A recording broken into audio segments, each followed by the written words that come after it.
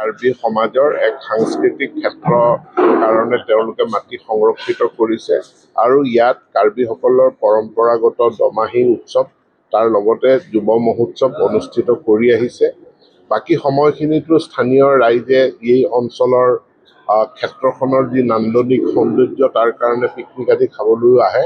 ইয়াত তিৱা স্বায়ত্তশাসিত পৰিষদৰ পৰা এটা স্থায়ী মঞ্চ ৩০ লাখ টকা ব্যয় সাপেক্ষে নিৰ্মাণ কৰি দিছে আৰু তাৰ লগতে আমাৰ ভৈয়াম জনজাতি উন্নয়ন বিভাগৰ পৰাও ৫০ লাখ টকা ব্যয় সাপেক্ষে এটা প্ৰেক্ষাগৃহ নিৰ্মাণ কৰি দিয়া হৈছে। এই দুয়োটা অনুষ্ঠান আজি মই তিৱা স্বায়ত্তশাসিত পৰিষদৰ মুখ্য কাৰ্যবাহী সদস্য জীৱন কোঁৱৰৰ সৈতে উদ্বোধন কৰোঁ আৰু তেওঁলোকৰ ছ'চাইটিৰ হাতত অৰ্পণ কৰোঁ আৰু ক্ৰমান্বয়ে ইয়াৰ আন্তঃগাঁথনি আৰু উন্নয়নৰ জৰিয়তে ইয়াক এক সাংস্কৃতিক অৱসৰ বিনোদনৰ ক্ষেত্ৰ হিচাপে আমি গঢ়ি তুলিব পাৰিম।